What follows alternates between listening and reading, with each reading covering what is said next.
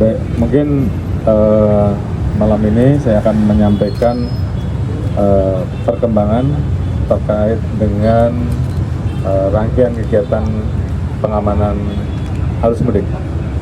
Baru saja kita melaksanakan pengecekan langsung secara virtual terhadap seluruh wilayah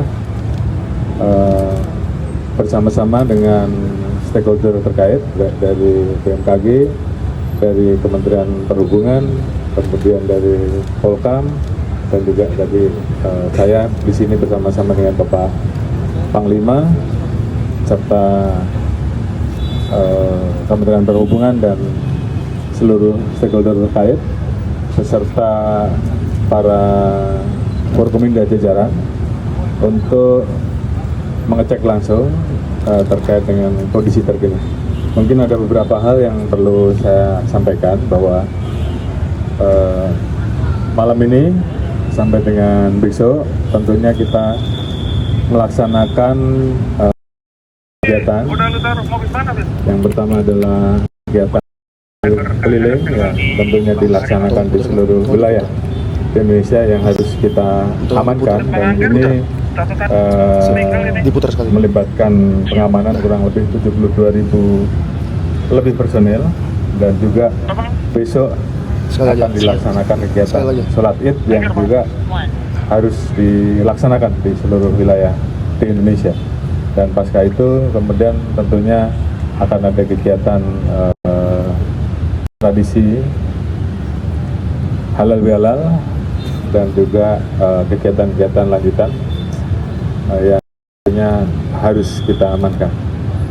Beberapa informasi yang mungkin saya perlu sampaikan kepada masyarakat terkait dengan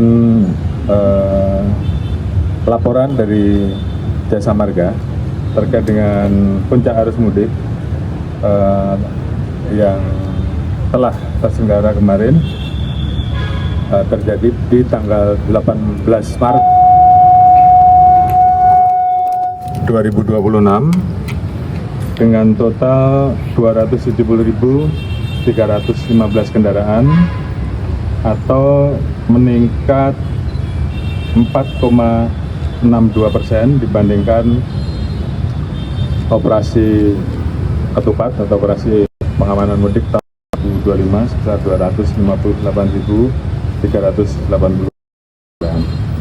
Sementara untuk arus balik yang diperkirakan akan terjadi nanti yaitu di kisaran tanggal 24 ataupun 25 Maret 2026, dan yang kedua adalah tanggal 28 dan Maret 2026. Kemudian saya informasikan bahwa dari mulai tanggal 11 sampai dengan 20 Maret 2025 sebanyak 1.740.968 kendaraan keluar dari Jakarta atau naik kurang lebih 2,80 dibandingkan Lebaran 2025, di mana waktu itu sebesar 1.693.143 kendaraan. Dan upaya tentunya telah dilakukan mulai dari bagaimana mengatur ganjil genap, kemudian kontraflow, dilanjutkan one way lokal maupun one way nasional. Semua dilakukan untuk mengurai potensi-potensi kemacetan yang ada. Beberapa hal yang mungkin juga saya informasikan terkait dengan angkutan di terminal ini juga terdapat kurang lebih 1.160.398 penumpang yang berangkat atau naik 23,8% dibandingkan pada saat operasi ketupat tahun 2025. Kemudian di stasiun dapat 1.429.364 penumpang berangkat atau naik 12,85% dibandingkan pada saat operasi ketupat tahun 2025. Kemudian di bandara terdapat 1.900.545 penumpang atau naik 0,81% dibandingkan operasi ketupat tahun 2025. Kemudian di pelabuhan terdapat 1.744.768 penumpang yang berangkat atau naik 2,53% dibandingkan operasi ketupat tahun 2025. Jadi tentunya ini menjadi catatan bagi kita semua bahwa awalnya dari hasil survei terjadi penurunan, namun dalam realitanya pelaksanaannya ternyata terjadi peningkatan.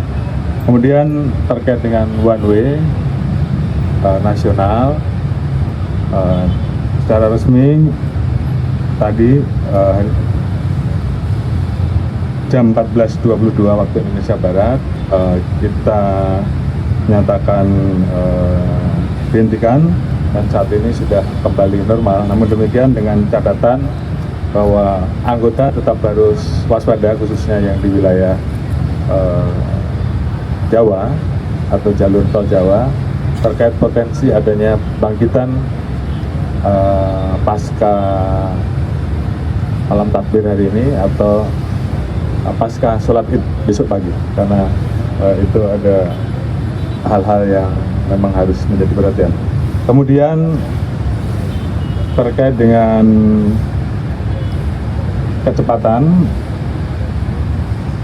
dari Jakarta menuju Jawa Tengah, ini juga terjadi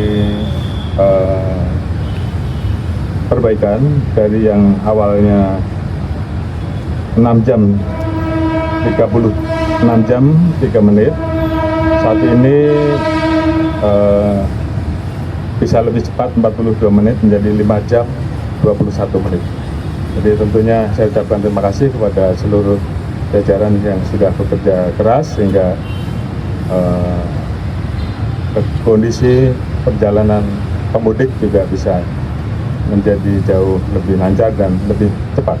Kemudian angka laka lantas ini juga menurun 3,23% dibandingkan tahun 2025, dari 1.301 kasus menjadi 1.259 kasus.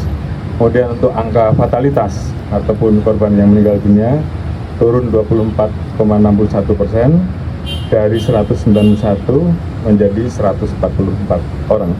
Oleh karena itu tentunya saya ucapkan terima kasih kepada seluruh masyarakat, pemudik. Kita tetap berpesan, tolong hati-hati di jalan, manfaatkan rest area, manfaatkan pos-pos terpadu yang bisa digunakan untuk beristirahat, dan jangan buru-buru untuk cepat sampai, namun kemudian membahayakan keselamatan diri maupun keselamatan pengguna jalan yang lain. Tentunya besok masih ada berbagai macam kegiatan, dan menjelang kegiatan-kegiatan di tempat wisata, dan juga sudah kita ingatkan, tolong betul-betul dipastikan untuk keselamatan para masyarakat yang akan melaksanakan kegiatan wisata, khususnya di wisata air, untuk dipastikan agar kapasitas jangan sampai melebihi kapasitas yang sudah disiapkan, dan alat-alat penyelamat juga jumlahnya harus disesuaikan dengan jumlah penumpang yang masuk, sehingga apabila terjadi hal-hal yang tidak diinginkan, maka keselamatan dari masyarakat yang menggunakan wisata, khususnya wisata air, ini betul-betul bisa diperhatikan. Kemudian juga ada beberapa catatan dari BMKG, beberapa waktu ini juga melaksanakan kegiatan operasi modifikasi cuaca. Ini juga bagian dari upaya untuk mengelola agar tidak terjadi banjir, tidak terjadi tanah longsor di daerah-daerah yang menjadi jalur mudik ataupun jalur balik, dan alhamdulillah ini juga berhasil mengurangi potensi hujan ekstrim. Walaupun beberapa hari ke depan ini juga menjadi PR yang harus kita antisipasi dan kita pesan untuk seluruh jajaran yang memiliki potensi terjadinya bencana agar seluruh satgas bencana yang ada di pos-pos terpadu agar mempersiapkan diri dengan sebaik-baiknya, khususnya apabila terjadi potensi-potensi bencana ekstrim yang diramalkan oleh BMKG. Kemudian juga dari Kementerian Perhubungan menyarankan agar masyarakat bisa menghindari puncak arus balik dengan menjalankan program WFA yang akan dibuka di tanggal 25, 26, 27. Sehingga ini juga bisa mengurai potensi puncak arus balik yang akan terjadi di tanggal 24. Demikian juga untuk pembatasan kendaraan-kendaraan sumbu 3 ke atas yang kemarin sudah diberlakukan, ini akan